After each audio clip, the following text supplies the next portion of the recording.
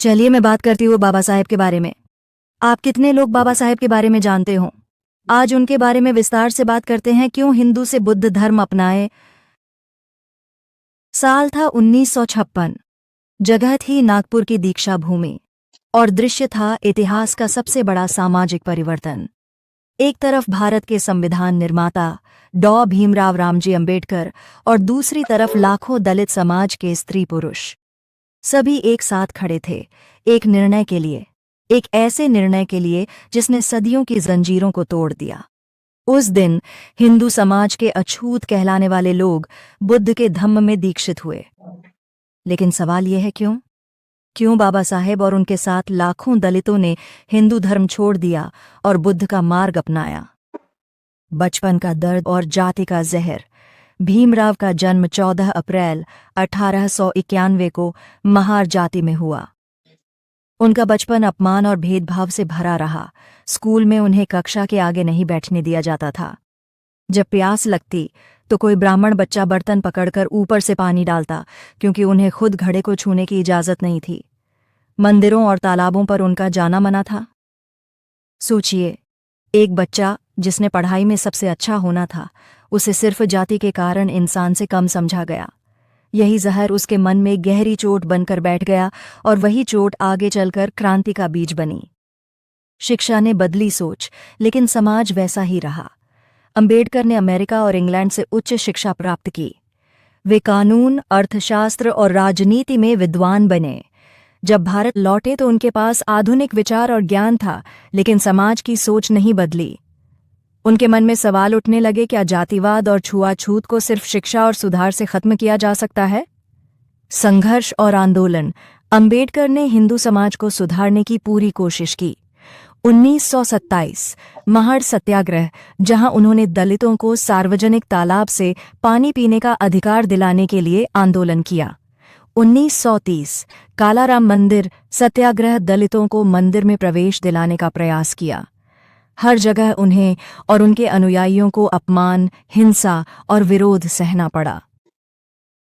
अंबेडकर समझ चुके थे हिंदू धर्म की जड़ में ही जातिवाद है। जब तक ये धर्म रहेगा तब तक छुआछूत खत्म नहीं होगी। राजनीति और कानून के जरिए सुधार की कोशिश। संविधान सभा में उन्होंने सभी नागरिकों के लिए समान अधिकार दिलाए। लेकिन जब उन्होंने हिंदू कोड बिल लाने की कोशिश की, जिससे महिलाओं और दलितों को अधिकार मिलते, तो हिंदू समाज ने विरोध कर दिया और बिल पास नहीं हुआ। 1935 के येवला सम्मेलन में अंबेडकर ने घोषणा की, मैं हिंदू के रूप में जन्मा हूं, पर हिंदू के रूप में मरूंगा नहीं। यह वाक्य एक बिजली की तरह पूरे दलित समाज पर गिरा। लाखों दलितों ने तय कर लिया कि अगर बाबा साहेब हिंदू धर्म में नहीं रह सकते तो वे भी इस धर्म में नहीं रहेंगे। क्यों चुना बौद्ध धर्म? अंबेडकर ने अन्य धर्मों पर भी विचार किया, इस्लाम, ईसाई धर्म, लेकिन अंततः उन्होंने बुद्ध का मार्ग चुना। कारण साफ थे, बौद्ध धर्म में जाति प्रथा नहीं थी। यह धर्म समता, करुणा और विवेक पर आधारित था। यहाँ अंधविश्वास और कर्मकांड नहीं थे, बल्कि वैज्ञानिक सोच थी। और सबसे महत्वपूर्ण, बुद्ध ने कहा था, अप दीपो भव, यानी हर इंसान खुद अपने लिए दीपक है। अंबेडकर को लगा यही वह धर्म है जो इंसान को इंसान मानता है। यही वह मार्ग है जिसमें उनके लोग आत्मसम्मान से जी सकते हैं। 14 अक्टूबर 1956 नागपुर दीक्षा भूमि का क्षण। उस दिन का दृश्य अद्भुत था। बाबा साहेब मंच पर खड़े थे। उनके सामने लाखों लोग जमा थे। उन्होंने 22 प्रतिज्ञाएं दिलवाईं। मैं हिंदू देवी देवताओं की पूजा नहीं करूंगा। मैं जाति व्यवस्था को नहीं मानूंगा। मैं सिर्फ बुद्ध, धम्म और संघ की शरण लूंगा। लाखों दलितों ने उनके साथ इन प्रतिज्ञाओं को दोहराया और इस तरह एक ऐतिहासिक घटना घटी। सिर्फ धर्म परिवर्तन नहीं, बल्कि आत्मसम्मान और स्वतंत्रता की घोषणा। उस दिन दलित समाज ने अपनी गुलामी की जंजीरों को तोड़ दिया। वो अब अछूत नहीं रहे, वो अब बौद्ध थे, समानता और करुणा के मार्ग पर चलने वाले इंसान। क्यों लाखों दलितों ने भी धर्म परिवर्तन किया? क्योंकि हिंदू धर्म में उन्हें कभी इंसान नहीं माना गया। क्योंकि सुधार की हर कोशिश असफल रही। क्योंकि वे अपने नेता बाबा साहेब के साथ खड़े रहना चाहते थे और क्योंकि बुद्ध का मार्ग उन्हें पहली बार इंसान होने का एहसास दिला रहा था। दलित समाज ने समझ लिया था कि अगर इज्जत और बराबरी चाहिए तो धर्म बदलना होगा, और जब बाबा साहेब ने बुद्ध का रास्ता चुना तो पूरा समाज उनके साथ चल पड़ा। परिणाम और विरासत। बौद्ध धर्म का पुनर्जागरण हुआ। दलित समाज को आत्मसम्मान और पहचान मिली। आज भी हर साल लाखों लोग 14 अक्टूबर को धम्मचक्र प्रवर्तन दिवस मनाते हैं। यह आंदोलन सिर्फ भारत तक सीमित नहीं रहा, दुनिया भर में अम्बेडकर और बौद्ध धम्म की गूंज सुनाई देने लगी। समापन। दोस्तों, बाबा साहेब और उनके अनुयायियों का यह निर्णय केवल एक धार्मिक बदलाव नहीं था, यह एक सामाजिक क्रांति थी।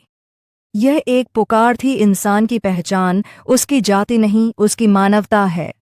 बुद्ध का मार्ग आज भी हमें यही सिखाता है, करुणा, समानता और विवेक। और यही कारण है कि हिंदू होते हुए भी बाबा साहेब और लाखों दलितों ने बुद्ध धम्म अपनाया और इतिहास रच दिया। धर्म परिवर्तन के बाद समाज और प्रभाव। 1. आत्मसम्मान और पहचान की प्राप्ति।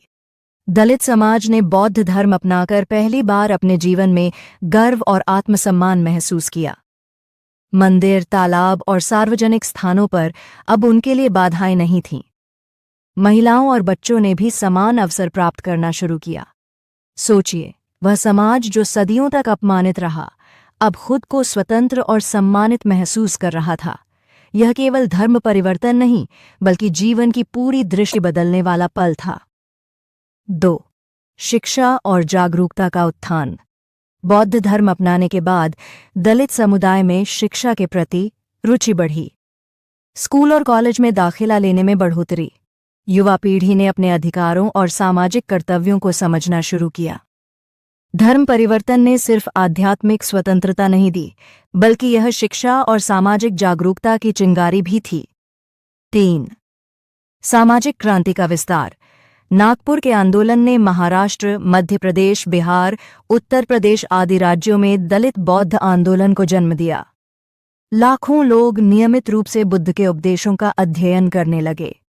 अम्बेडकर की शिक्षाएं समानता, करुणा और विवेक समाज में नई सोच फैलाने लगी। अब दलित समाज सिर्फ अपने अधिकारों की लड़ाई ही नहीं लड़ रहा था, बल्कि समानता और मानवाधिकार की मिसाल भी कायम कर रहा था। 4. राजनीतिक और सामाजिक प्रभाव। बौद्ध धर्म अपनाने के बाद दलितों ने अपने राजनीतिक अधिकारों का अधिक प्रभावी तरीके से इस्तेमाल किया। दलित नेता राजनीति में आगे आए।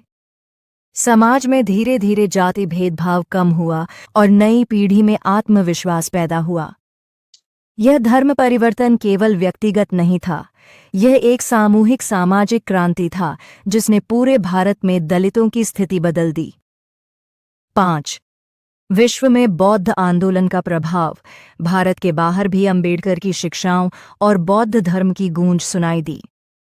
अमेरिका, यूरोप और एशिया में अनुसंधान और अध्ययन।